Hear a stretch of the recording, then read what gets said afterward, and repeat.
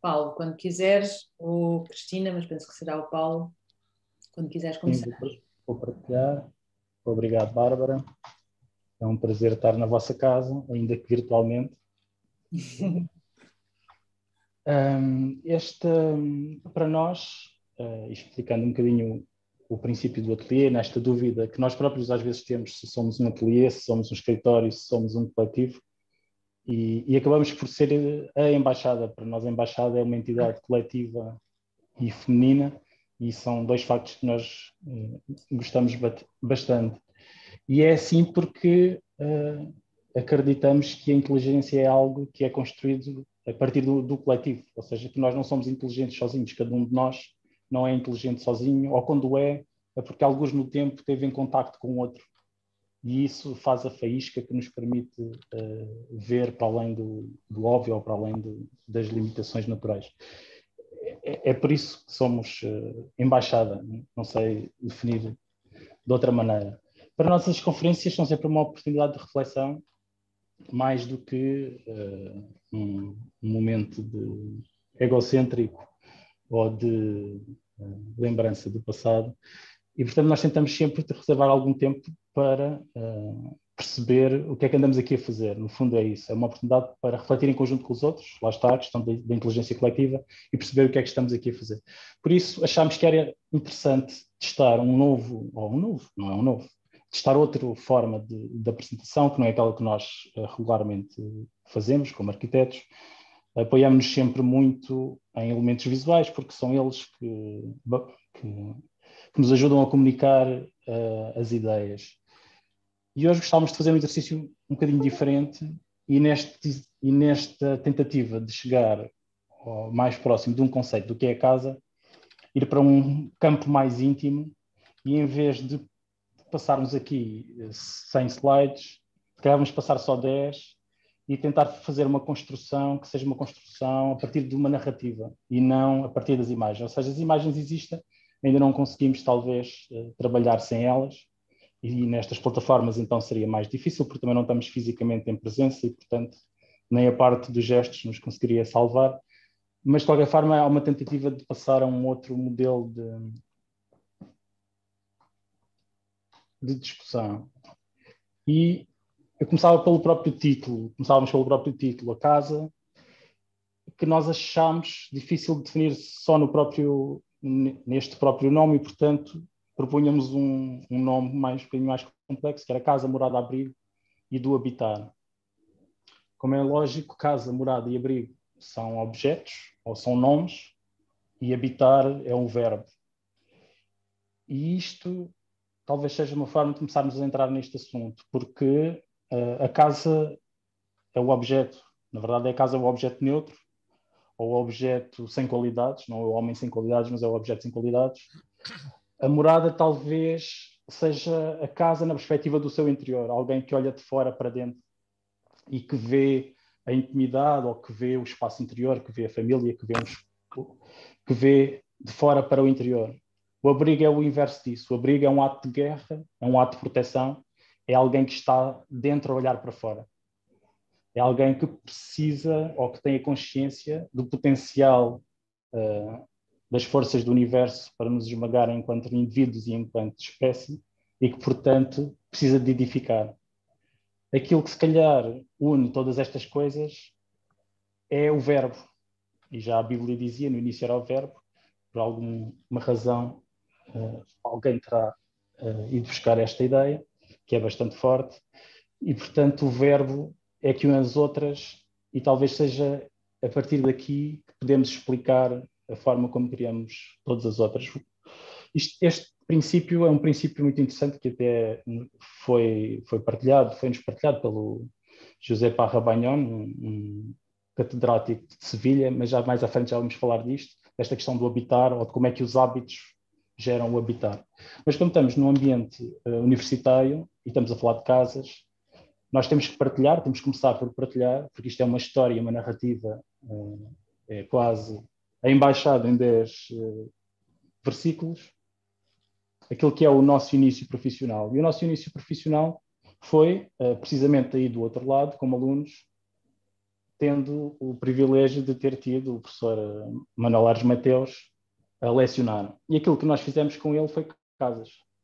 Dizia ele, e muito assertivamente, que vocês, quando saírem da universidade, aquilo que vocês vão fazer provavelmente são casas, vão trabalhar o espaço doméstico, e, portanto, aquilo que nós vamos treinar no último ano, em vez de ser a grande escala, é precisamente o contrário. Vamos treinar a pequena escala e vamos nos concentrar no espaço, e isto já é a nossa interpretação, um espaço mais diretamente relacionado com o corpo. E estes, por curiosidade e memória futura, são os 3 projetos dos 3 sócios atualmente do ateliê. Temos uma casa na Casa da Costa, na Costa do Castelo, desculpe, que aqui está numa maquete feita com pão, algo que só por si poderia ser outra conferência.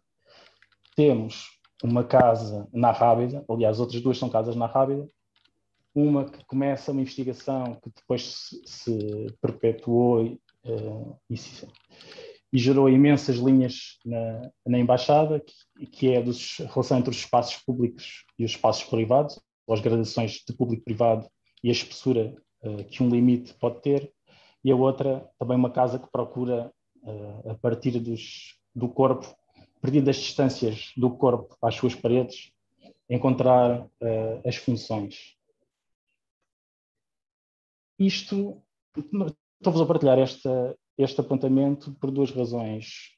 Para terem noção, isto foi em 2000, 2001, e isto é ao mesmo tempo uma história de esperança e é uma história de desespero. É uma história de esperança porque significa que, ao menos à data, foi possível que jovens licenciados começassem um percurso profissional, a fazer concursos de arquitetura e a ficar semanas inteiras sem dormir, a fazer maquetes e a viver intensamente este assunto.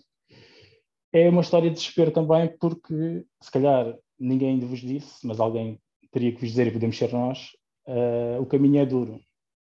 É essencialmente feito de pedras e espinhos e, portanto, há que tomar uma boa decisão sobre aquilo que se vai fazer, que se quer fazer e sobre aquilo que se vai fazer. E, em relação a isso, e tendo em conta aquilo que tem sido até a nossa experiência enquanto receptores de jovens arquitetos no ateliê, e tentando nós que o ateliê também seja uma escola e seja um espaço de formação onde nós aprendemos e ensinamos, eu acho que era importante as pessoas refletirem sobre se realmente querem ser arquitetos e a refletirem sobre aquilo que é necessário, a forma como têm que se desenvolver e a forma como têm que se dedicar para que isto efetivamente possa acontecer. Mas vamos avançar um pouco e começar por esta questão do hábito e do habitar, como estava a dizer, é um conceito que nos foi explicitado pelo José Joaquim Parra Bagnone. E um primeiro exemplo de um projeto, para vos contextualizar, nós organizamos a apresentação não por ordem cronológica, mas uma espécie de SML-XL da casa. E este primeiro projeto não chega a ser uma casa inteira, é um troço de casa. E é um troço de casa que ainda por cima é uma impossibilidade, porque foi algo que fizemos para uma firma, para uma empresa alemã, uma empresa de azulejo, que queria fazer um stand em Itália, em Bolonha, na Cersei, para, obviamente, mostrar e vender os seus azulejos, e pediam-nos eles que representássemos um troço de uma casa. Aliás, um troço de uma divisão de uma casa. No caso, seria uma cozinha a partir de um azulejo, sendo que o azulejo é por definição uma peça plana, e um espaço doméstico tem que ser, por definição, o contrário disso. Ainda para mais, o espaço doméstico é um espaço de estar e um espaço de recato, e o espaço público, que era onde isto estava, e estamos a falar de uma exposição internacional, portanto uma feira no género da FIL, onde milhares de visitantes percorrem corredores cheios de stands, pareceu-nos impossível, e essa impossibilidade é que nos tirou as horas de sono, mas também foi o que nos deu a vontade de pesquisar. E para nós a solução foi precisamente o trabalhar esta questão do hábito, ou seja, a única forma que nos pareceu possível resolver isto era desenhar efetivamente espaço privado, e era curioso que em não sei quantos mil metros quadrados de espaço de exposição, este era talvez dos únicos momentos em que os visitantes paravam e ficavam e conversavam, porque havia de repente um espaço para estar, e não me falo daqueles espaços com uns bancos e onde servem bebidas alcoólicas, mas um verdadeiro espaço para estar. E foi muito curioso porque isto também funcionou por causa de também um conceito que gostamos muito de trabalhar, que é a affordability, que é a relação do espaço com os objetos e com as pessoas, e a capacidade que ele tem de nos induzir ou de nos permitir movimentos, não nos induz, mas permite movimentos que são naturais, como esta ideia do pousar. Eu mostro-vos uma foto da obra e da construção. Aconselho vivamente toda a gente a ter uma equipa de construção só de alemães. É fabuloso. É uma experiência que todos os arquitetos deveriam ter o direito de ter. E podem ver a forma como as garrafas são pousadas, a forma como eles próprios, durante o momento e o tempo em que estão neste espaço, eles o habitam porque criam hábitos e formas de se posicionar nele, e é a partir daí que isto então passa a ser um espaço doméstico, e foi assim que conseguimos que ele fosse um espaço doméstico. Um outro projeto, este não era também ainda uma casa, mas pelo menos já era um espaço completo, foi um convite que tivemos da Fundação McDonald's de Hamburgo, que estavam a fazer a Fundação McDonald's. A McDonald's tem uma fundação que dá apoio às famílias quando existe uma criança que tem uma doença mais grave ou rara e que precisa de deslocar-se da sua cidade natal. E, portanto, eles têm uma espécie de hostels, conjuntos, onde recebem estas famílias, para que as famílias possam estar perto da criança, porque isso, para além de todas as outras utilidades, ajuda no próprio processo. Estas casas normalmente estão perto ou mesmo dentro dos compounds dos hospitais, dos complexos dos hospitais. No caso, eles estavam a planear um novo edifício que teria à volta de, penso que era 16 quartos, e então alguém teve a ideia de convidar arquitetos de toda a Europa e fazer uma espécie de mostra de arquitetura, sendo que cada arquiteto era atribuído um quarto. Nós fomos, assim, dessa forma, uma espécie dos representantes nacionais nesta mini feira de vaidades, e trabalhámos um espaço para o qual elegemos um material. Isto foi em 2013, na altura ainda não era tanto moda trabalhar com a cortiça, e nós achámos super interessante, nas propriedades da cortiça, também mostrar um pouco, em mercados menos conhecidos, aquilo que era possível fazer. Então, aquilo que nós propunhamos era um pavimento e um sistema de mobiliário, que era algo complexo, também não será possível de explicar aqui, em que tudo era feito com a cortiça, porque a cortiça permite as múltiplas utilizações. Nós estamos, isto agora voltando um bocadinho atrás à introdução, eu há bocado não referi, uma das razões pelas quais também este sistema narrativo funciona é porque, obviamente, toda a gente tem telemóveis e tablets, e, portanto, aquilo que alguém tiver interesse, tenho a certeza que será fácil de encontrar na internet, e, portanto, em caso contrário, também nos podem mandar um e-mail. O mais interessante desta reflexão foi, para além do próprio projeto em si, foi perceber que, enquanto arquitetos, temos que estar atentos a mais contextos que não só o contexto físico. No caso específico, este projeto nunca foi para a frente porque um dos convidados era a Zadid, ou o ateliê da Zadid, obviamente, que não seria ela pessoalmente, mas era um dos sócios que estava envolvido, e depois de múltiplas reuniões, e nós tínhamos budgets muito apertados para tudo isto, e nós estávamos aqui em Portugal a tentar resolver budgets e a tentar resolver exportação de peças, arranjar empresas que construíssem isto cá e transportassem para o local. O budget da Zadid era superior ao do projeto todo, praticamente, para fazer um quarto. E isso, por si só, levou ao término do processo. Bloqueou o processo até um ponto em que isto acabou mesmo, e eu acho que no fim eles fizeram os quartos eles mesmos, a fundação ou com um ateliê local. Nunca cheguei a perceber exatamente o que é que aconteceu.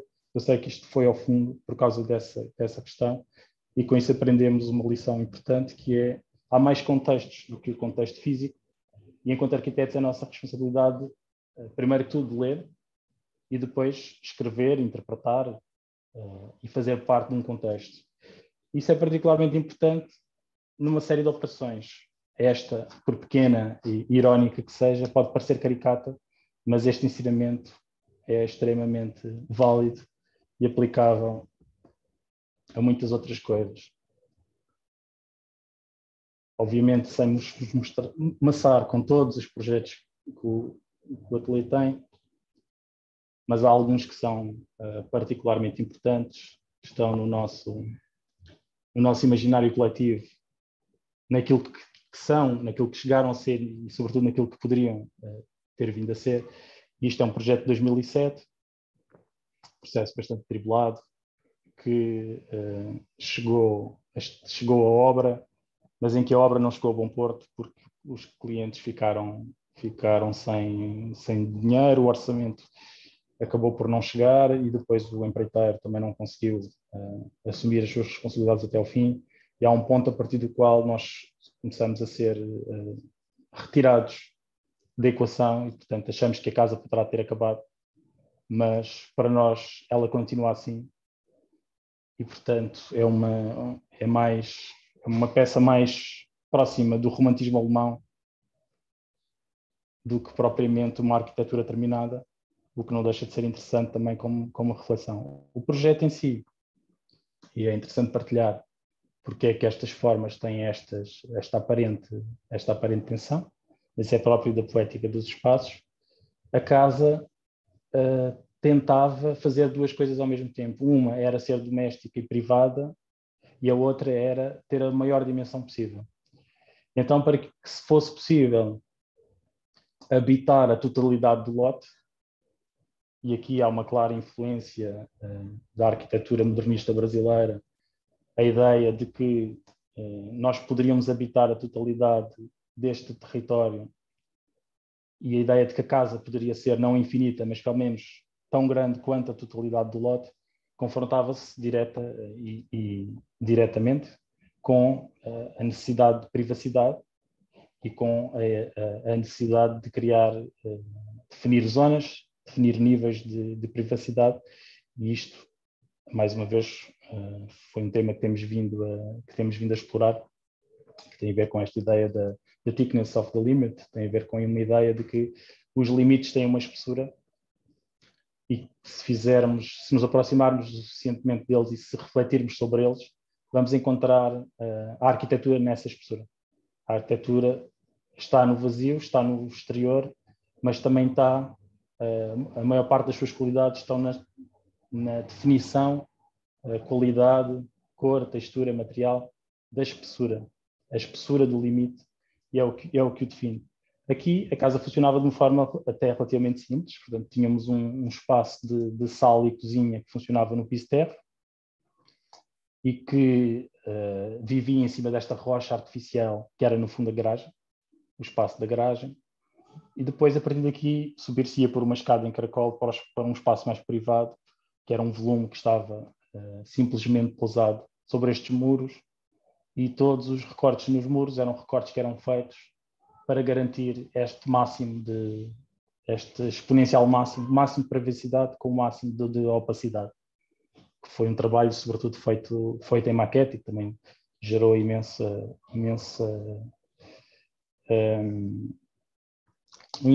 intenso estudo, até mesmo das formas, da gestalt das formas, e que nos levou a perceber coisas interessantes, como, por exemplo, que uma forma visualmente equilibrada é o também na maquete, e que, portanto, uma forma visualmente equilibrada também é equilibrada do ponto de vista físico e se sustém perante as forças da gravidade. Portanto, houve aqui uma série de ensinamentos que este nos proporcionou.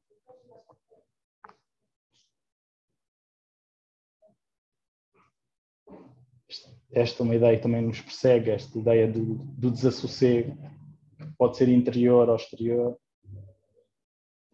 E no caso, trata-se de uma casa para uma família, em que nós usamos exatamente os mesmos princípios do projeto anterior, mas em que o contexto é completamente diferente. Enquanto no primeiro nós tínhamos um lote com dimensões generosas e tínhamos, apesar de estarmos num daqueles loteamentos típicos da zona da costa, tínhamos arruamentos, espaços, distâncias, zonas verdes com generosidade que nos permitiam fazer aquele tipo de trabalho, portanto, abrindo, conseguimos ter céu, pinheiros, luz e alguma proteção dos vizinhos. Aqui, esta casa implantava-se num lote com características completamente diferentes. Estávamos na Amadora, um loteamento na Amadora. O nosso vizinho do lado era uma antiga fábrica, portanto, uma unidade fabril, que já não funcionava como unidade fabril, mas que ainda mantinha cristalizada essa forma. O lote era não regular, os espaçamentos entre aquilo que era o lote e o objeto arquitetónico não sobravam muitos, porque o cliente tinha, como têm sempre, imensas ambições maiores do que o lote, e portanto o programa era muito extenso, com muitos quartos, com muitas interligações, e então aqui o processo é exatamente o mesmo, mas voltado do avesso, e então este grande espaço, esta possibilidade de ter a maior dimensão possível, de ter as 3 diagonais do lote, acontece e passa para o interior, para aquilo que são os espaços comuns, para a grande sala ou as grandes salas, e a forma como a partir dessa grande sala ou desse grande espaço, quase uma vila rotunda, é que se chega e acede a uma série de espaços de menor dimensão, e portanto a casa gera, a partir de um volume que é uma pedra bastante mais dura e que é uma espécie de alien no meio daqueles loteamentos, com a típica casa do telhado e beirado, fecha-se, é uma pedra bruta, e depois no seu interior é que faz todo este espaço aberto. É muito curioso porque, visitando a casa por fora parece pequena e por dentro parece bastante maior. Conseguiu-se a desconstrução dos limites, mas a partir do seu interior. Esta é uma ideia particularmente importante aqui da vida no bosque, o livro do Thoreau, que é de que estamos permanentemente em negociação entre nós e o outro, e entre nós e os outros. E quando falamos dos outros já estamos a falar da sociedade. E, tal como estávamos a refletir no início, a casa é efetivamente o momento que faz toda esta negociação. A casa é o suporte para esta negociação. Não é por acaso que ele fala aqui das cadeiras na casa. Se calhar nem precisava de falar das cadeiras, porque a casa faz tudo isto em si mesmo. Este é um projeto que estamos a fazer e que está ainda em aberto, está em projeto, estamos à espera de uma aprovação. E em França, ou pelo menos em Cannes, os processos de aprovação são tão complicados e demorados como cá. Não melhora ou não varia, a burocracia não varia no espaço europeu. E é uma reflexão particularmente grata para nós estarmos a trabalhar nisto, porque é um terreno em Le Cannet, que é uma província, é uma colina que desce sobre o Vale de Cannes, portanto com vista para a Baía e para o Vale de Cannes, e é um momento especial em que existindo umas pré-existências, no caso são 2 ou 3 construções, existe vontade dos proprietários de fazer uma espécie de, não é bem um condomínio, mas de fazer um habitat coletivo. O primeiro objetivo deles seria fazer um habitat coletivo, mas o objetivo da Câmara, da mairie e o nosso, seria sempre de desconstruir esse habitat coletivo e de perceber como é que podemos viver connosco próprios, quando é que podemos viver com o outro e como é que podemos viver em sociedade. Aqui o viver em sociedade seria, obviamente, isto tem que funcionar como cidade-jardim, para ligar a todo o tecido aqui à volta, não faria sentido construir em bloco, mesmo se conseguisse resolver as outras partes da equação. Depois, o mais difícil, essa decisão era fácil, o mais difícil neste projeto era mesmo perceber como é que se conseguia garantir o 1. Ou seja, como é que se conseguia estar em perfeita independência na relação com os outros, sendo que todas as casas teriam que ter um programa privado relativamente extenso, que envolvia uma zona de estar que seria interessante ter vista sobre o mar, teria que ter uma zona de jardim, teria que ter uma piscina privada e teria que ter depois os outros espaços mais privados, que normalmente um programa tem, como ser os quartos, suítes, outros espaços de serviço.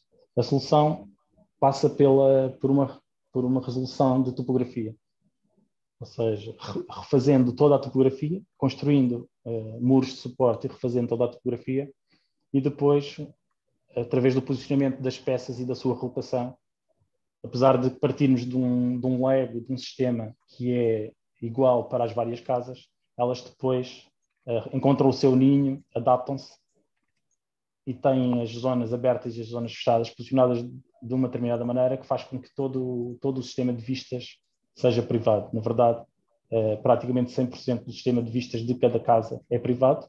Obviamente, se a pessoa subir ao telhado e virar-se para trás, vai sempre ter alguma vista, mas naquilo que é o uso normal da casa, conseguimos estar sempre na relação com o U. Existem depois alguns espaços que são comuns, em que temos o 2, a relação com os outros, a relação com o vizinho, a relação com aqueles que nos possam estar mais próximos e aqueles que recebemos em nossa casa, e também a relação com a cidade, esta relação da construção, de garantir e manter a construção de um tecido que faça sentido na cidade e que não seja nem impositivo, nem desfasado.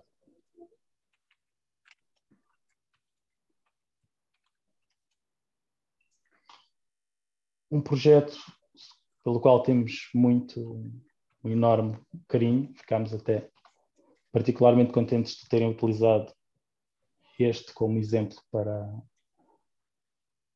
o cartaz. Também porque foi um processo, todos os processos foram demorados, mas este também foi um processo particularmente demorado. Não, este é em Borba, perto de Borba, no Alentejo.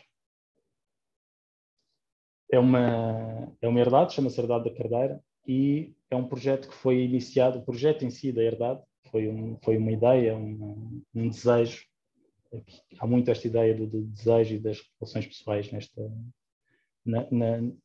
na forma como este projeto foi sendo tido, que são a Érica e o Thomas, que são um casal suíço, de Zurique, e que tendo estado sempre ligado a empregos e a profissões abstratas ligadas à banca, ou seguros, investimento, outras áreas, há um momento em que querem estabelecer a casa da família, ponto 1, porque, entre outras coisas, o Thomas estava a trabalhar na Ásia e, portanto, estava praticamente metade do ano na Ásia, outra metade estavam em Zurique, a família é o casal com 3 filhos e, portanto, já era difícil encontrarem-se, e de repente decidem que vão fazer a casa da família, ou o ponto de encontro, no meio do Alentejo, e vão dedicar-se a uma atividade produtiva, no caso, produzir vinho. Então, temos aqui um conjunto de fatores que já de si só podia dar um bom projeto, que é esta mudança de paradigma e o vir com a vontade de estabelecer num território e de habitar esse território e, a partir daí, produzir algo. Foi um processo bastante interessante. O projeto, aquilo que nos foi pedido, foi para fazermos uma casa para a família, e essa casa tinha, obviamente, as partes comuns e depois teria suítes para cada uma, para o casal, para cada uma das filhas, e também uma suíte para potenciais visitantes. No entanto, o projeto implanta-se numa zona onde já existia uma unidade produtiva, uma adega, precisamente, e o projeto tinha ainda que fazer depois uma parte que era intermediária entre este espaço mais privado e o espaço da adega, que eram salas de provas, a loja, uma coisa mais ligada ao enoturismo, que pudesse ter uma relação com a vinha e com a paisagem, que teria que estar interligada com a parte de casa, mas ao mesmo tempo que teria que estar desligada.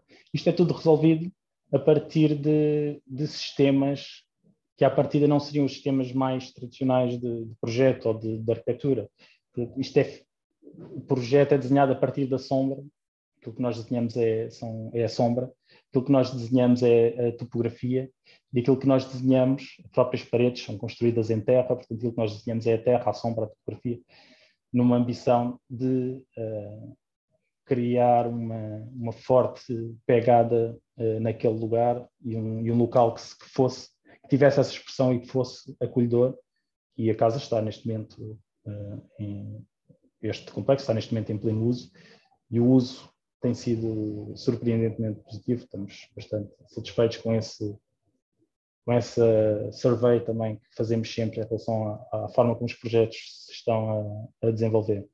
Houve imensas histórias caricatas com este processo, incluindo no início do projeto. Nós chegámos a desenhar uma espécie de pérgola gigante que estava por cima de todas as unidades, isto porque as unidades dos quartos nós propusemos que fossem individuais e orientadas para diferentes locais da paisagem, e portanto aquilo que unia o complexo é aquela grande piscina, que existe porque as filhas são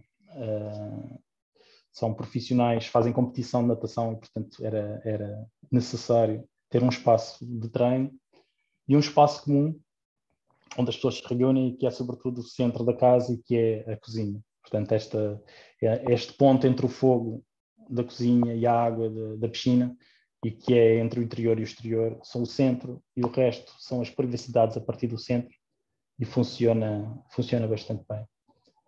Estamos até com alguma preocupação sobre este uso exterior, mas funciona particularmente bem.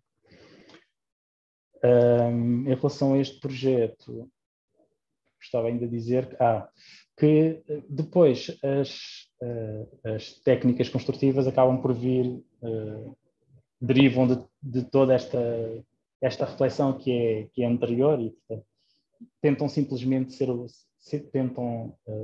tão só ser o mais simples possíveis e reduzir o ruído, portanto não ser um momento de ruído na paisagem, mas ser um momento de calma. Portanto, foi também uma tentativa de desenhar a arquitetura tradicional a partir daquilo que são os nossos materiais contemporâneos.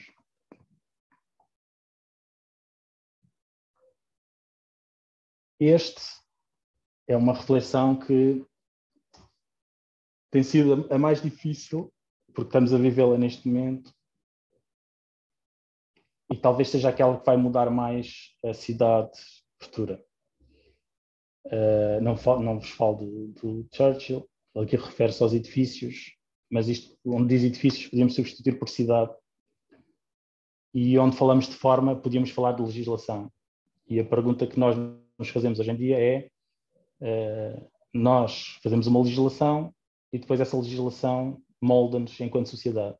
E estamos num momento grave e particularmente sério deste avanço da legislação sobre qualquer ideia de projeto ou sobre qualquer capacidade de reflexão arquitetónica, e temos isto em inúmeros projetos, em inúmeras câmaras, não é nada pessoalizado.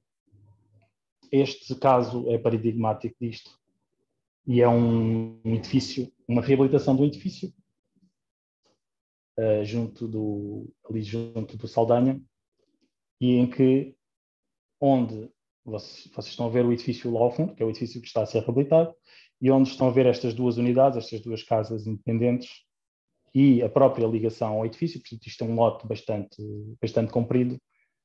Se víssemos o existente, aquilo que estaríamos a ver era um barracão com bastante pior aspecto do que este aqui do lado direito, e que vai até ao edifício. Portanto, a situação que nós temos é uma situação de impermeabilização a 100% do lote, uma ocupação a 100% do lote, com, ainda por cima, a curiosidade de que a garagem, porque esta garagem era uma antiga garagem dos anos 30, foi construída antes do prédio. Portanto, na verdade, há uma inversão entre logradouro e prédio. Aquilo que veio primeiro não é que se tenha feito um prédio e depois feito a ocupação de logradouro. Aquilo que se fez foi uma garagem num lote, afastado da frente da rua. Era uma garagem que tinha umas bombas de gasolina na sua frente e a reparação automóvel atrás.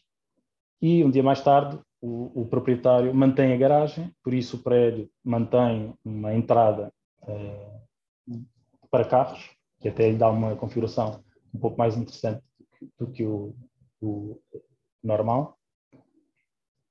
E depois ocupa a totalidade do lote. Ao longo dos anos vai-se ocupando a totalidade do lote. E nós estamos há 2 anos a tentar explicar, neste caso aos serviços da Câmara Municipal de Lisboa, que neste momento o lote está impermeabilizado a 100%, que a ocupação do chamado logrador ocorreu 50 anos antes da ocupação do prédio e que a cidade de Lisboa, segundo os objetivos definidos no PDM, beneficiava de aumentar a superfície vegetal e que, portanto, aquilo que seria interessante seria poder retirar aquele barracão, reabilitar e reorganizar o prédio para unidades de habitação até de grandes dimensões, não interessa aqui aquelas pequenas unidades Airbnb nem nada disso, estamos sempre a falar de prédios reais para famílias reais habitarem. E depois, para que isto seja mais interessante do ponto de vista da arquitetura e para que seja mais rentável para o cliente, fazíamos 2 unidades, 2 vilas, 2 moradias no espaço do logrador ou do jardim, prefiro chamar de jardim porque o logrador nunca foi, e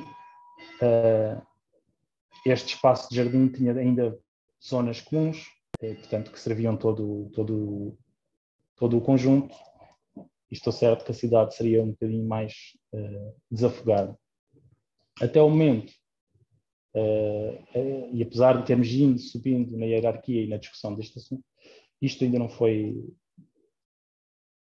totalmente validado ou considerado como possível, e o simples facto de ter sido possível convencer, no bom sentido, um investidor chinês a abdicar de não sei quantos mil metros quadrados de área para se dedicar à qualidade, ou seja, abdicar de quantidade para qualidade, devia ser algo que não só devia ser o nosso métier, não é a nossa responsabilidade enquanto arquitetos, porque nós, enquanto arquitetos, temos uma responsabilidade que é pública. Nós podemos trabalhar ou podemos fazer edifícios privados, mas a arquitetura é sempre pública, tem sempre um confronto com o espaço público, tem sempre uma responsabilidade pública, e nós não abdicamos dessa responsabilidade, portanto não abdicamos de discutir e de participar da discussão. Não temos que ter razão, mas gostamos de ter a arrogância de querer participar da discussão daquilo que é a cidade, naquilo em que foram os pontos em que podemos intervir e podemos colaborar e ajudar.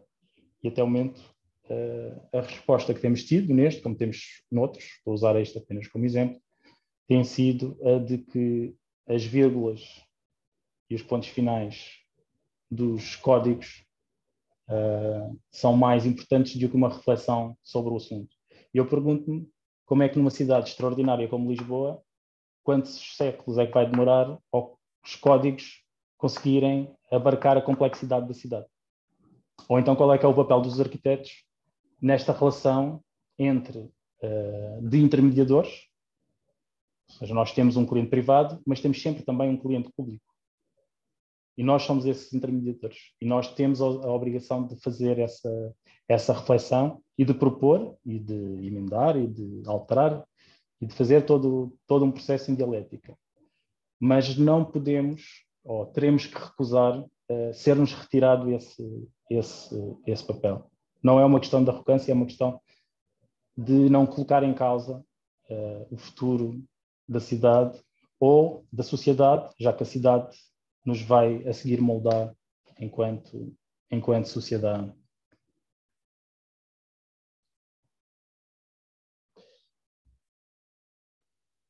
E de pedaço de cidade para território, e esta ideia dos significados Para nós a arquitetura é isto, é a construção com um significado, e este talvez seja dos processos, talvez seja dos projetos mais difíceis de demonstrar só com uma imagem, ou só com um elemento gráfico, mas eu acho que é importante fazer o exercício. Isto é um concurso público de 2018, que foi iniciado pela EPAL. A EPAL é proprietária de uns terrenos junto às Amoreiras, onde neste momento existe um antigo quartel de bombeiros, onde existe um parque de estacionamento muito pouco organizado, e existia um plano urbano que estava a ser ultimado, e existia um concurso com base nesse plano urbano, e o que todo o concurso dizia e o que o plano estabelecia era que se iria fazer um objeto de arquitetura, e temos que falar em objeto por causa da sua escala, estamos a falar de 35 mil metros quadrados e 100 apartamentos, estamos a falar também de outras valências, mas vamos focar-nos mais na parte da habitação. Portanto, 100 apartamentos são 100 famílias. É um processo bastante interessante e impactante para aquela zona, e era-nos pedido, ou era indicado pelo concurso, que deveríamos fazer uma ligação às Amoreiras. Obviamente as Amoreiras funcionam na cidade como uma espécie de ponto psicológico, e sendo esse o ponto mais próximo, a primeira leitura que se faria é que efetivamente fazia sentido essa relação com as Amoreiras. A análise do projeto, os debates intensos, as discussões, as múltiplas maquetes, contrariavam sempre esta ideia. Era quase como se houvesse uma força magnética que nos impedia de cumprir o enunciado, e na consciência disso acabámos por perceber que aquilo que realmente fazia sentido, ou aquilo que nós gostaríamos de propor à cidade, era que esquecesse visualmente as Amoreiras. Essa proximidade não tinha nenhum mal, mas também não trazia nenhum benefício, e que o importante era interligar bairro, e portanto o bairro, e que é um excelente bairro, extremamente caracterizado, que está próximo e que pode ser interligado, é efetivamente Campo de Ourique. E portanto aquilo que nós propunhamos era que se esquecesse a relação visual com as Amoreiras e que se estabelecesse uma verdadeira relação de bairro e de continuidade com Campo de Ourique, e com com a sua métrica, ainda por cima estamos perto do Jardim da Parada, portanto estamos alinhados com uma das partes mais fortes do bairro. Portanto, o projeto parte deste princípio, que é a construção de um volume simples, do ponto de vista urbano, que deriva e respeita esta métrica, propondo, obviamente, depois que o plano se ajustasse e fizesse a continuação para que tudo isto fizesse sentido. Depois, como o terreno tinha imensa topografia e havia múltiplos outros assuntos, a complexidade do projeto era bastante grande para resolver, resolvia-se com paisagismo uma praça mais pétrea, mais estável, na zona que fazia à frente para as Amoreiras, onde se conseguia também uma cortina de proteção acústica. Reorganizava-se aqui uma praça mais formal, e depois do outro lado, e na zona da topografia, organizava-se um parque mais informal e mais vegetal, onde podíamos ter equipamentos infantis, onde podíamos ter outros tipos de equipamentos. Foi isto que o projeto propôs. Tendo esta atitude, não estávamos obviamente à espera de ganhar, e aqui, há pouco fiz uma crítica aos serviços, aqui tenho que fazer um elogio. Ao contrário daquilo que seria expectável, não só o júri achou que isto fazia sentido e que, portanto, valia a pena o risco de enverdar por uma situação que implicava um diálogo e uma revisão do plano, como os próprios serviços da Câmara e várias pessoas dentro dos serviços da Câmara, como o arquiteto Eduardo Campelo, o arquiteto Sara de Bragança, tomaram com reconhecido, e é um agradecimento, um reconhecimento público, também quero deixar, a possibilidade de rever o plano e o interesse que poderia ter este novo ponto de vista sobre o plano.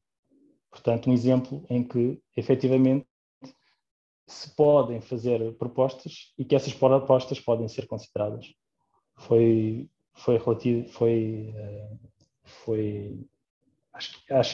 Acho que era um exemplo que devia ser tomado como,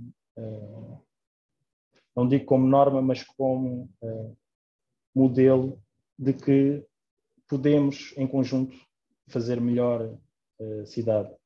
E às vezes eu percebo que é difícil para os serviços avaliar a excentricidade de inúmeros projetos na sua individualidade e sobretudo projetos de menor dimensão, e se calhar há uma disposição, uma predisposição maior quando as coisas têm outra escala. Mas na pequena dimensão existe exatamente o mesmo potencial, e a cidade de Lisboa poderia beneficiar de ter, em vez de ter um corpo de 100 arquitetos, de ter um corpo de 1000 arquitetos que estão a trabalhar e que podem produzir valor e podem ajudar a cidade a fechar tecidos. Voltando ao projeto, obviamente nesta apresentação estou a dar mais ênfase à parte urbana, até porque é esta que tenho para vos mostrar, mas de qualquer forma há questões do próprio desenho do edifício e questões formais que são importantes e que são interessantes, como por exemplo o facto de que, e agora voltando à questão da casa, não esquecendo que não há casa sem um local para a erigir, e isso é da maior importância, mas voltando à questão da casa, aqui também houve uma tentativa de que, apesar de estarmos a trabalhar em habitação coletiva, as casas tivessem uma identidade e que o habitar da casa tivesse uma identidade que transcendesse ou que fosse um pouco para além de um simples estar em apartamento. E isso é conseguido através do desenho do edifício que investiga uma série de construções e de arcos que existem na cidade de Lisboa e que vão desde o aqueduto, varandas, zonas de arcos em ponte sobre passagens. Há inúmero material e inúmeras coisas na cidade de Lisboa e, portanto, pareceu-nos interessante trabalhar esse material. Isso faz com que as casas, individualmente, e cada pessoa na sua casa, tem sempre tem uma experiência que não é a tipificada do apartamento com os tetos planos e, portanto, da estratificação vertical. Para além disso, também procuramos implementar espaços exteriores com abundância e, portanto, todo o contorno do edifício são grandes varandas que se querem habitadas e na maior relação possível entre o interior e o exterior, para que o edifício viva também para fora e respire. Do ponto de vista urbano, só há uma coisa que não consegue ser mostrada aqui, que é importante, já agora para não me faltar, que é que uma das razões pela qual tivemos a coragem de assumir este volume, como ele é o facto de existir o Ritz do outro lado da colina, nesta mesma via, e portanto nós estávamos a fazer quase um contraponto, uma homenagem, um contraponto a uma forma de marcar o território e de regrar o território. E, portanto, esta via que tinha uma porta de saída passa agora a ter do outro lado da colina uma porta de entrada e as duas relacionam-se. Estou a estender um pouco. Vamos avançar. Não, está ótimo, tudo bem. Alexandre Alves da Costa. Continua este tema que estávamos aqui a falar.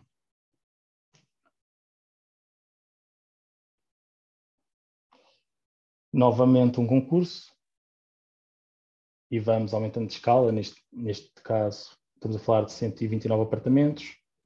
Um concurso, fizemos vários, e este que foi ganho para a CERU Oriental, e que é um trabalho que trata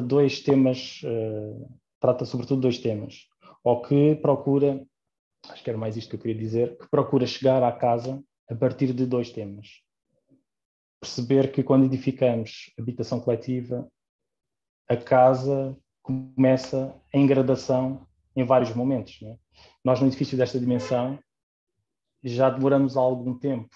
Nós já habitamos como espaço privado desde o momento em que vemos o nosso edifício, portanto, vemos a nossa casa, identificamos a nossa casa. Há um primeiro momento, que é externo, que é ainda urbano, Depois há um momento em que a entrada em casa se efetua, e no caso é este momento que estamos aqui a falar. Foi um momento que foi uma das preocupações, uma das fortes preocupações do nosso desenho, o criar um grande vão, que não é só um vão de entrada, é também um vão de estar, é um espaço de estar, é um espaço que gostaríamos que pudesse vir a ter as qualidades que tem, por exemplo, a pala, o espaço por baixo da pala do pavilhão do arquiteto Cisa Vieira. É um espaço que já permite alguns usos, mas que ainda assim vive na primabilidade entre este público e privado, apesar de poder ser naturalmente encerrado e de uso dos moradores. Portanto, existe este momento em que entramos em nossa casa, e depois há um percurso por espaços interiores, alguns exteriores, outros interiores, há percursos verticais, há percursos horizontais, e depois voltamos a entrar em casa, desta vez numa segunda porta. E, portanto, o que este projeto tenta fazer é desenhar todo esse percurso, não desenhar e desenhá-lo num contexto e num contínuo, e não desenhar apenas a casa ou a tipologia, o bloco, tentar encontrar uma narrativa de fluxo entre todas estas partes.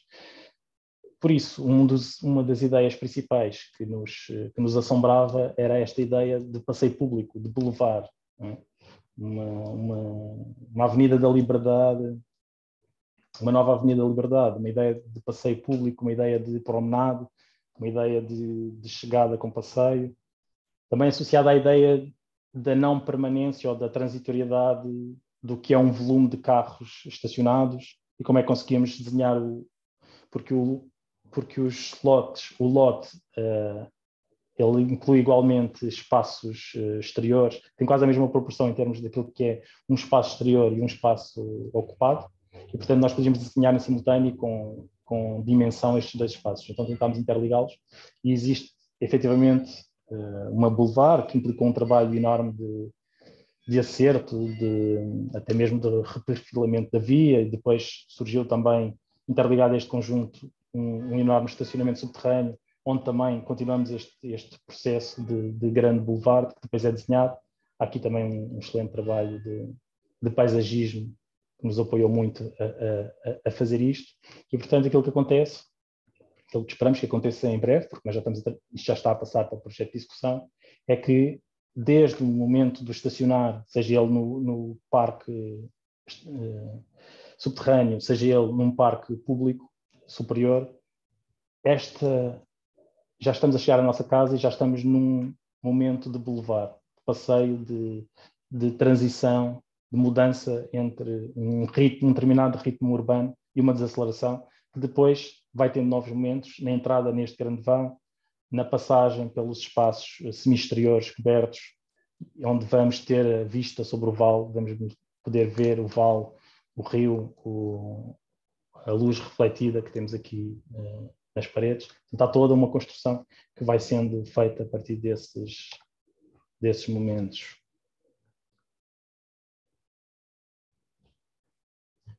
E agora um clássico e um fetiche comum aos arquitetos.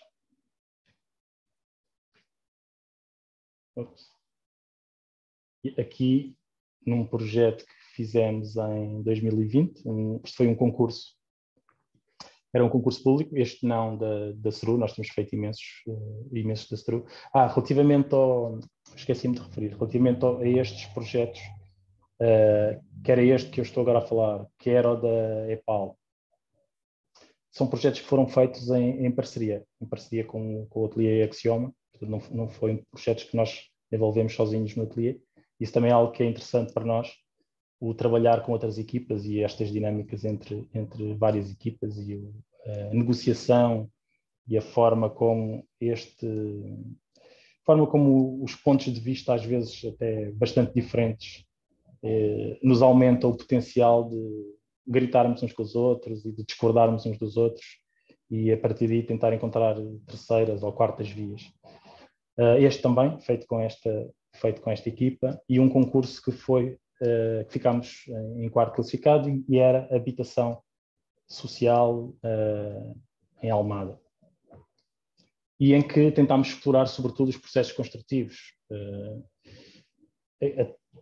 É preciso ter em conta que este processo é feito já em tempos de pandemia e, portanto, não estava longe das nossas reflexões toda esta questão de que como é que se habita, como é que se habita verticalmente e se consegue manter a qualidade de vida, não é? Como é que conseguimos proporcionar qualidade de vida? Precisamos de desenvolver espaços exteriores, precisamos de desenvolver espaços de intermediação entre aquilo que é o exterior e o interior, mais uma vez esta ideia da espessura do limite, ou de como é que se pode habitar essa espessura, ou como é que se faz a transição entre onde chove e onde não chove. Seguir muito esta ideia, mas aqui também, e isso é uma coisa que nos preocupa muito e que atravessa muito os nossos trabalhos, que é uma ideia construtiva. Aqui era uma investigação sobre a possibilidade de trabalhar com pré-fabricados, isto era habitação social, portanto havia restrições de custos. Pareceu-nos também que podia ser interessante tentar encontrar materiais e formas que às vezes não são aceitos pelos promotores, mas que aqui poderiam até vir a ser por esta relação de benefício, custo, e que depois no final não teriam obviamente esse aspecto. Esta ideia de uma inteligência material é algo que nos persegue muito, por isso, e sempre que possível, este período da pandemia foi difícil nesse aspecto, procuramos fazer maquetes físicas. Fazemos muitas maquetes no ateliê, também trabalhamos com 3Ds, obviamente, cada ferramenta tem a sua mais-valia, mas a questão das maquetes físicas é extremamente importante. Podemos trabalhar com materiais, com madeiras, com betão, com metal, e até mesmo o que isso dá para quem está a trabalhar, não é? Porque dobrar uma peça de metal tem umas determinadas características e o corpo vai se lembrar, o corpo vai saber o que é cortar uma madeira, ou a diferença entre cortar uma madeira e cortar um metal. O corpo vai se lembrar do toque, se é frio, se é quente.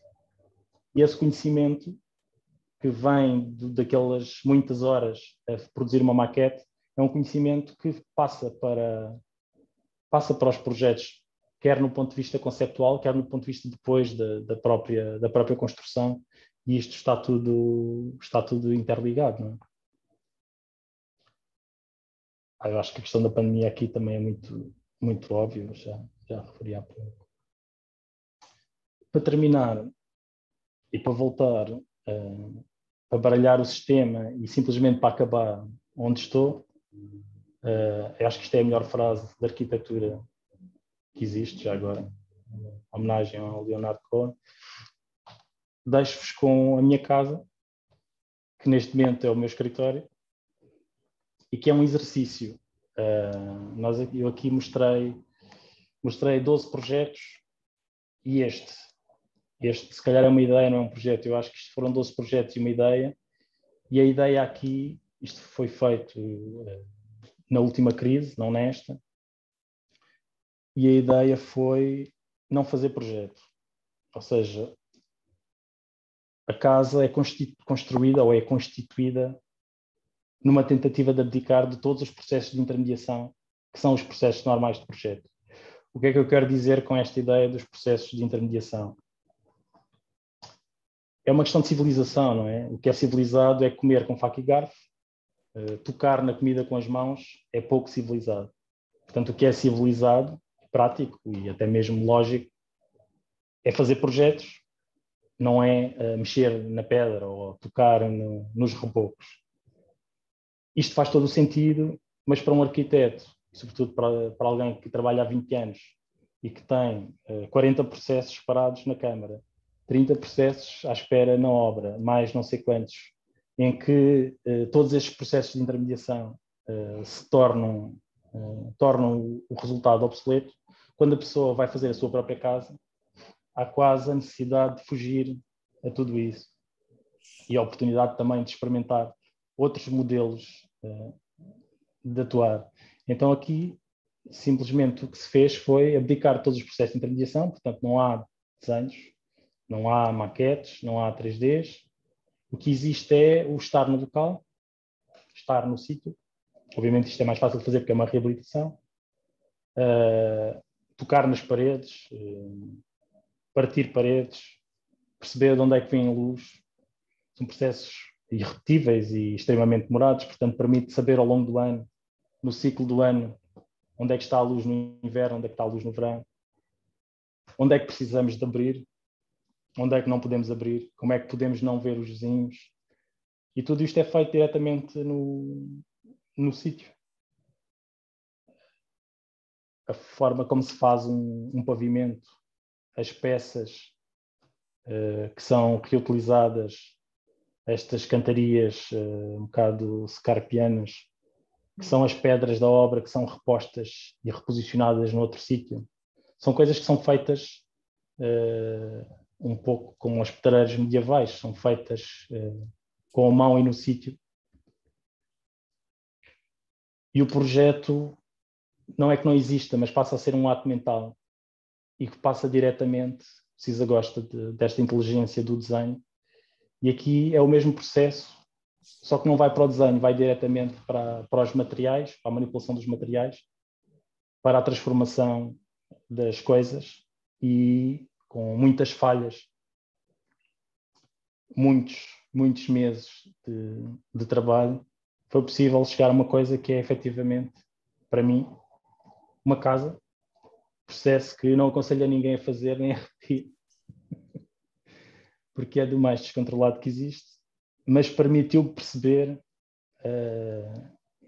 acho que permitiu sobretudo perceber de que forma é que abusamos da intermediação, ou quando abusamos da intermediação e dos usos de certos elementos, e permitiu-nos perceber também que muitas vezes existe um certo fetiche dos elementos que produzimos. A arquitetura demora tanto tempo a produzir que nós ficamos contentes de produzir um corte ou de produzir uma maquete, e temos o direito de estar contentes, e é fundamental que essas peças sejam gritantemente relevantes, porque são um ato de investigação sobre o processo, mas não podemos é ficar contentes, suficientemente contentes com elas, porque a arquitetura só existe quando existe um corpo consciente, que habita, que toca, que desenvolve memórias afetivas e que depois tem memórias. No fim de contas, isto já é se calhar, quando o Zuntor nos fala da casa da avó, né? Esta ideia das memórias. A arquitetura, se calhar, são as memórias, é a construção de memórias, mas que só podem existir através da experiência física do habitar de um espaço, e não há espaço que nós habitamos mais do que a casa, e não há momento no tempo em que habitamos mais a casa do que o último ano. E aqui vos deixo, e estou à vossa disposição para perguntas ou comentários ou críticas, e a Cristina também está aqui presente, portanto também pode contribuir. Podes juntar. Eu acho, e também estão cá, penso que também estão cá pessoal dos Axioma, portanto também se quiserem contribuir, temos cá muita gente para falar. Bom, Paulo, muito obrigada. Nós é que agradecemos. Gostei muito de conhecer melhor o vosso trabalho. Fiquei com vontade de ver mais imagens, não é, sobre os projetos. Tu deste-nos assim um cheirinho, de repente dá vontade de conhecer em mais detalhe cada um dos projetos. Não é? Eu, pelo menos, fiquei com muita curiosidade sobre alguns. E me referes várias vezes a casa como esse lugar de relação entre o corpo e o espaço, esse lugar de privacidade. Falas muitas vezes, fazes referências a muitas ideias, a muitos conceitos do Bachelard. As memórias, não é? O espaço como aquele espaço que nos protege. Especificamente num projeto da casa que vocês não chegaram a concluir a construção, quer dizer, tu falas de limites entre interior e exterior e falas de espessura ao mesmo tempo, não é? Então, não sei se podes falar, não sei, para eu entender um pouco melhor o que é que te referes quando falas desta espessura, especificamente. Sim. Cristina, queres-me ajudar? Sou indicada. Sim, assim, este tema é, como o Paulo disse, um tema que eu acho que se encontra, e mesmo em momentos em que ele era inconscientemente, de uma forma inconsciente, em todos os projetos do ateliê.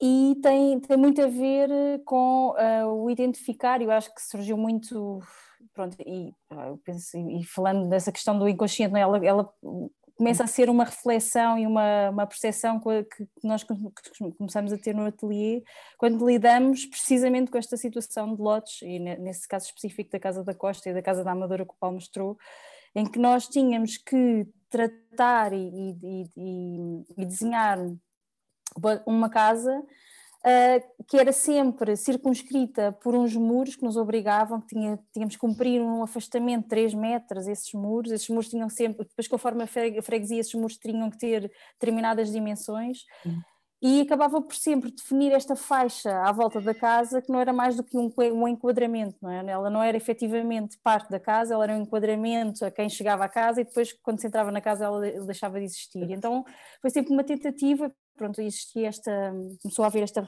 reflexão no ateliê, desta coisa de perceber como é que se lida com esta faixa, com esta espessura, que tem a ver precisamente com uma separação do âmbito privado e do âmbito público. Obviamente que isto começou por aqui e de repente, quer dizer, vai desde o interior, nós podemos pensar nisto em relação aos espaços interiores de uma casa, não é? Como é que eu separo uma zona privada de casa de um quarto, da sala, da zona de sala, a casa da... Esperamos ter a oportunidade de vir outra vez à UOL falar e aí podemos se calhar mostrar com mais detalhe, isto é uma experiência do Paulo também, que eu acho que até correu bastante bem, mas para explicar, por exemplo, a Casa a Herdade da Cardeira é um outro exemplo desse, em que nós temos todo o programa espalhado num grande morro da propriedade, não é? A propriedade atualmente já tem muito mais do que 20 hectares, mas no início tinha 20 hectares, e existia esta zona sobrelevada do terreno, e que foi onde nós estivemos sempre a trabalhar, e nós espalhámos todo, ou seja, a casa espalhámos todo o programa efetivo por esse morro.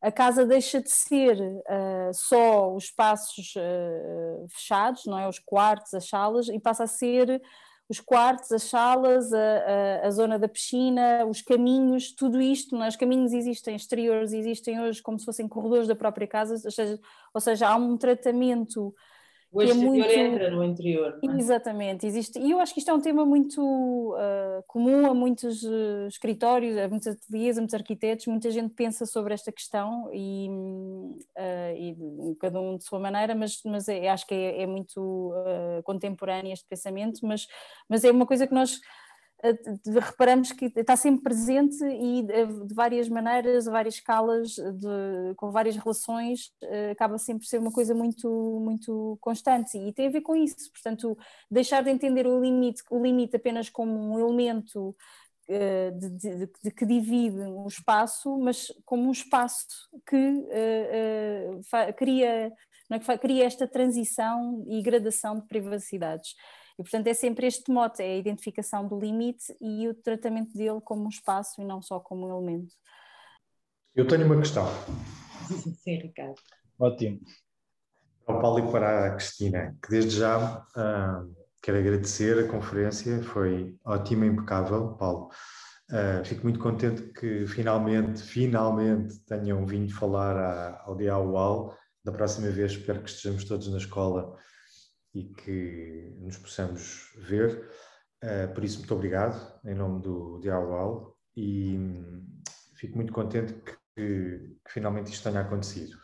Eu acho que há aqui uma questão que poderíamos abordar, ou melhor, que vocês poderiam abordar, porque pode interessar muito jovens arquitetos que têm como perspectiva entrar no nosso mundo da profissão, como tu já disseste, é um mundo com um pavimento bastante atribulado e a maior parte das vezes pior do que melhor.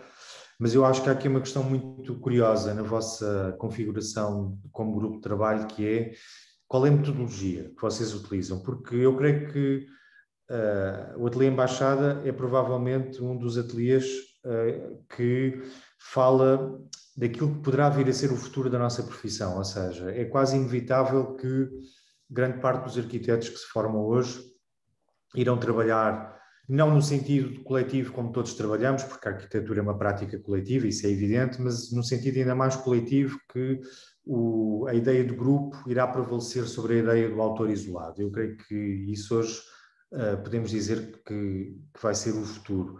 Mas como é que vocês fazem? Vocês são, neste momento, são os Embaixada, mas, como tu disseste, associaram-se para projetos ou concursos específicos com outros arquitetos, creio que um deles até está aqui a assistir, o Marco.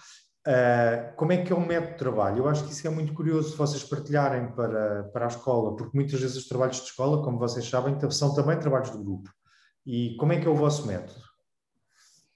Sim.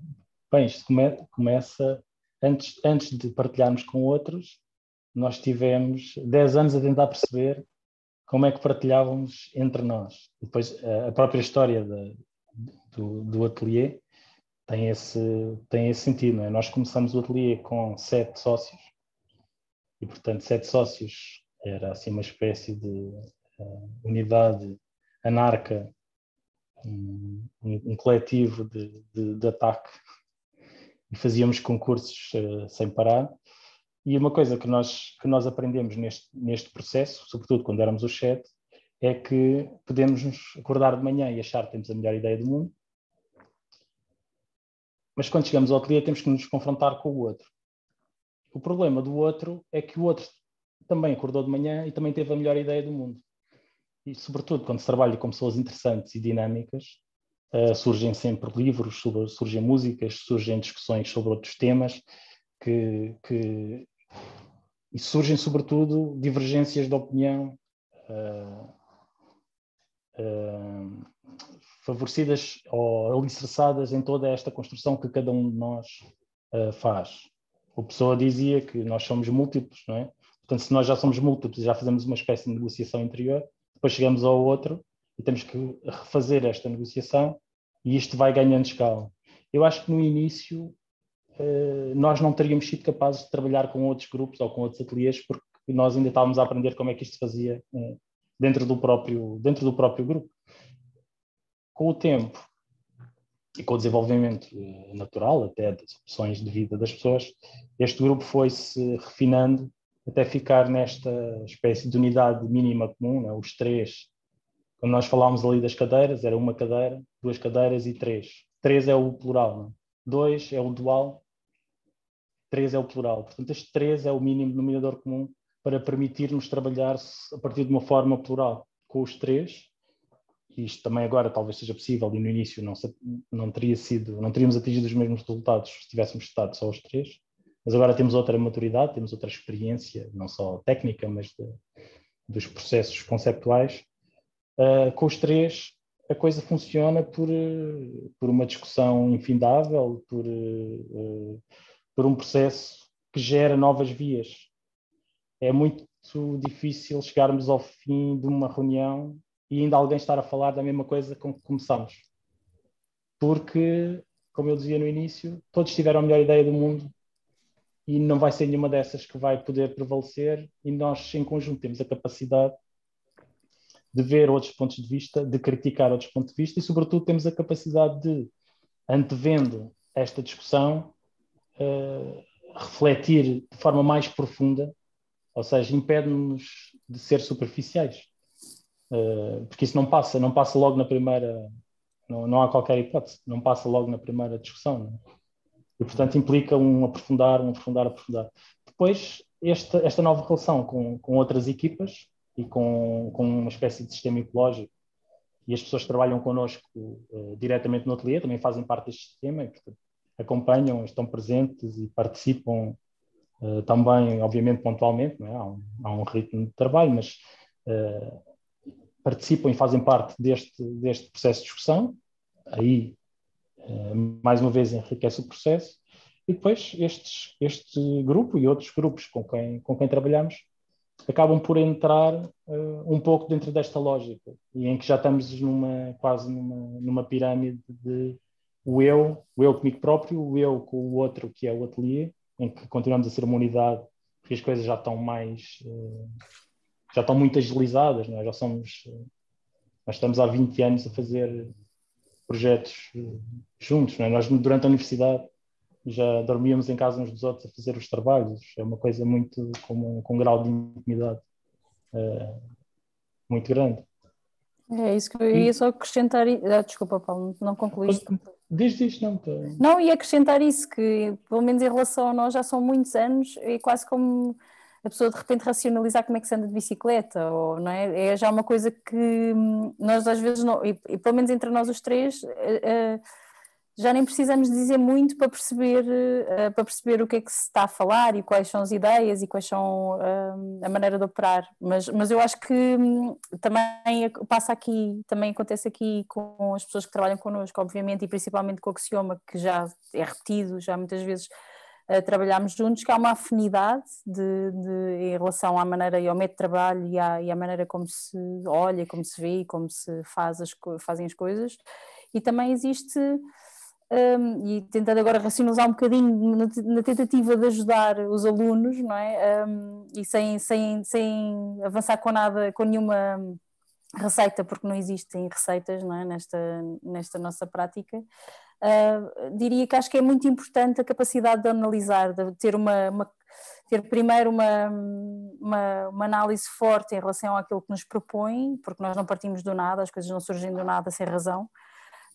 Não são, obviamente que existe a questão da composição também e do desenho e do gosto, mas não, acho que não parte daí nunca, parte sempre de uma grande análise e depois de definir uma estratégia mais abrangente que acaba depois por, ou seja, uma estratégia sempre a um nível, a uma escala maior, a uma escala do entendimento da cidade, para depois para a escala mais pequena, mas esta estratégia do que é aquela intervenção em relação à cidade e onde está inserida, e depois tudo o resto eu acho que começa a fluir mais intuitivamente, porque, como disse, não tem a ver não tem a ver com forma, não tem a ver com texturas, não tem a ver com cores, não tem a ver com materiais, tem a ver com todo um contexto que é analisado e a que se dá resposta, e essa resposta é dada muito nessa coisa, nesse âmbito do que ao fim e ao cabo do contexto físico, não é? Mas do contexto programático, do cliente, não é? Tudo isto é levado em conta de maneira a esboçar uma estratégia, e até porque é que isto acontece também, porque nós somos três, trabalhamos com outras equipas, mas também e temos muito trabalho e, portanto, nós, obviamente, temos essa máxima no ateliê, que é debater todas as ideias sempre. Nós fazemos um esforço enorme, mesmo agora que temos muito mais trabalho. Eu, o Paulo e o Nuno estamos todos os sábados de manhã reunidos a falar sobre o ateliê e sobre os projetos do ateliê, a discutir as ideias. Obviamente, depois cada um de nós coordena um trabalho e depois e cada um de nós lhe dá um rumo e lhe dá uma forma, mas todas estas estratégias que são fundamentais, são estruturantes para o projeto, são a base e acho que são o fundamento das coisas correrem bem, não é? E de evoluírem e de se aprenderem. Eu acho que espero que tenha ajudado de alguma maneira. Eu acho que aqui fiquei com curiosidade e talvez seja uma pergunta, assim, neste contexto que o Ricardo falou, dos alunos que muitas vezes trabalham em conjunto, cada um sonhou com o melhor projeto do mundo, não é? Então chega ao ateliê, cada um chega com o seu projeto e põe o seu projeto na mesa, ou seja, estão três projetos, três ideias em cima da mesa e depois vai-se discutindo o que é melhor, o que é pior, ou é uma coisa que vocês vão fazendo quase ao mesmo tempo a três mãos, não é? Eu acho que era um pouco isso, falando de metodologia, não é? Como é que isto se faz? Cada um chega com o seu e depois baralha-se tudo e dá-se de novo? Não é? Eu acho que nós não temos maneira, eu acho que acontece-nos claro. Exatamente, depende muito, às vezes acontece isso, de cada um ter uma abordagem ou ter uma leitura e depois partilhamos e depois percebemos e muitas vezes cozemos essas várias abordagens e esta coisa que nos acaba por definir, e que é este desenho nós temos, que é da Hidra, não é? Que ao fim e ao cabo tem a ver mesmo com isso. São várias cabeças, portanto nós temos, obviamente não nos anulamos, não nos queremos anular de todo, aliás é da diversidade e do confronto das nossas ideias que surgem os projetos e as ideias de projetos. Portanto, muitas vezes acontece isso, de cada um teve uma leitura, teve uma sensibilidade, não é? Teve essa análise, teve essa percepção de que devia-se de seguir com determinada estratégia, e depois há aquela questão de não, outra pessoa chega e tem uma outra estratégia que acha que é mais eficaz e que funciona melhor, e debatemos e pronto, e isto acontece muitas vezes. Outras vezes acontece haver uma pessoa que tem essa iniciativa, não é? Vem para uma discussão, olha, já estive a pensar nisto, e vejam lá, e fala sobre essa análise, toda esta coisa que eu estava a falar, e de repente há uma sintonia, às vezes acontece isto, e segue-se nesse sentido. Obviamente depois há todas as escalas de projeto, não é? Nós estamos sempre a falar daquilo que eu acho que é essencial, que é a estrutura, o que é que estrutura este projeto, o que é este projeto, e depois vamos todos falar sobre isso. Claro que cada um de nós não estamos a 100% todos do princípio ao fim do projeto, não é? Desde da parte inicial até o projeto de execução, vamos participando, mas quem está sempre acaba por ter um envolvimento maior e maior decisão, mas essencialmente é isso, é esta parte mais estruturante que nos importa e que é mais importante neste debate. Sim, é o tentar entender desde o início quais são as intenções do projeto, não é? E o que é que o projeto quer resolver, não é? Quais são os problemas que há para resolver e de que maneira é que através da arquitetura se podem resolver esses problemas. Exatamente. As intenções de projeto. Gostava de acrescentar só uma coisa, mais em jeito de conselho. Eu acho que o que funciona bem é a pessoa ser arrogante na preparação, ou seja, ser ambiciosa, na forma como se exercita a si próprio, se prepara para estas discussões. Não digo que se prepara específica e diretamente para a discussão, mas assim, é preciso ler, é preciso conhecer, é preciso ver, é preciso visitar. Somos arquitetos, é preciso ter a experiência física dos espaços, ter a memória dessas visitas, é preciso fazer a viagem, não é? E depois é preciso ser humilde na relação com o outro e estar disponível para ouvir. O espaço para ser arrogante é antes, é na preparação. No momento do diálogo com o outro, temos que ser humildes e partir do princípio que a outra pessoa pode ter coisas para nos ensinar. Claro. E isto funciona Se calhar, Paulo, mais do que arrogante é ambição, não é? Ambicioso, sim. Arrogante, ser eu acho que é connosco, não é? E exigente, autoexigente, não é? Autoexigente, acho que é a palavra exata. Eu uso muito esta palavra arrogante porque a considero uma coisa positiva.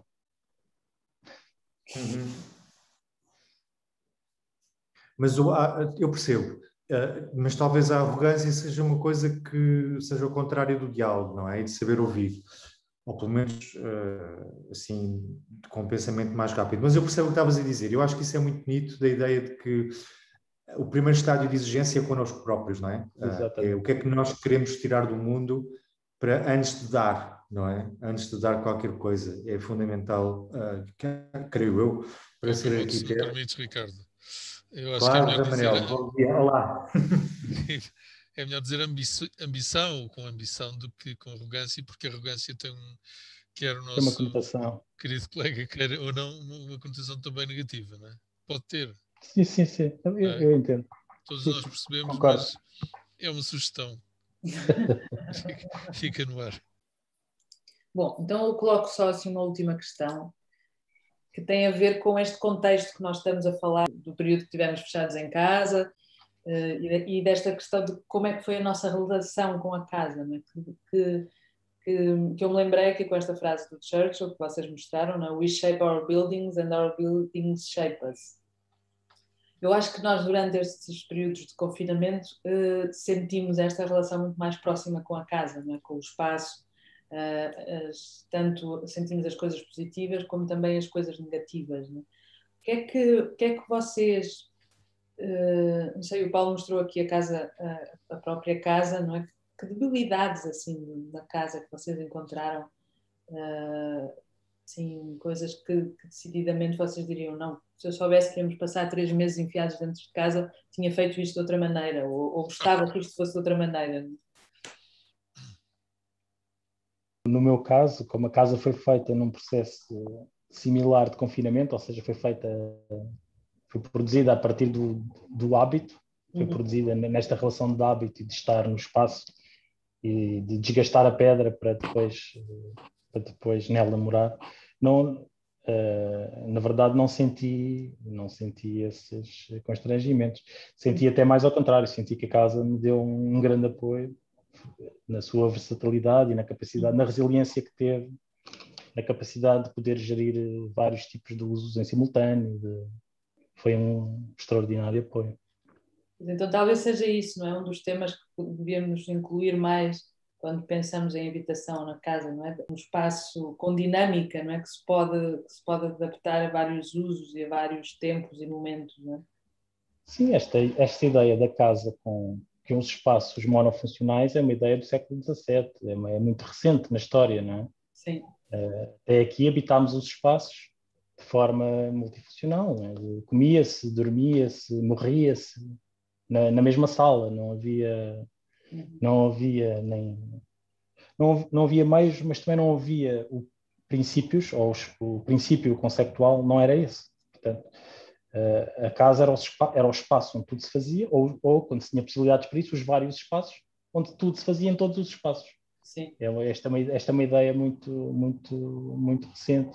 E o que é curioso é que nós esquecemos disso, não é? Mas agora voltámos um bocadinho atrás e agora estamos todos a ser como um sapateiro medieval, não é? Trabalhamos, produzimos na nossa própria casa, comemos, dormimos, trabalhamos. Exatamente. Portanto, a relação da casa voltou a ser, se calhar, aquilo que foi durante mais tempo. Paulo, agora só chamar a atenção, se me permites, para um aspecto que é este. Nós estamos muito a falar da casa no mundo da cultura e da visão da cultura ocidental, euro-americana e tal, que se desenvolveu com a idade moderna nos últimos 500 anos. Porque quando nós saltamos, por exemplo, para a China ou para o Japão ou para a Índia, de repente percebemos logo que a casa é outra coisa. Não é? Eu lembro que uma das coisas que estranhava, por exemplo, em Macau, era as pessoas não nos recebiam em casa. Não é porque estivessem zangadas, é porque aquilo não tinha qualquer sentido para elas. Convidavam-nos para um restaurante, para uma inauguração, para uma recepção. Um espaço exterior, sim. Que eram espaços de valor. Esta visão muito intimista, muito ligada ao corpo e à ligação direta do corpo com o espaço, é muito nossa, é muito ocidental. Nós estamos muito imersos dentro dela e temos essa dificuldade. Por outro lado, na Índia também, não é? Os rituais, a casa é um sistema ritual. No Japão é engraçado porque é um pau de dois bicos, é uma coisa dupla. Por um lado, a casa é também um objeto completamente diferente dos nossos hábitos, mas por outro lado tem uma situação de intimidade, não é a nossa intimidade, é a intimidade deles, mas tem-na, não é? Que é a tatilidade da madeira, do papel, dos sons, do que a madeira produz. Exato.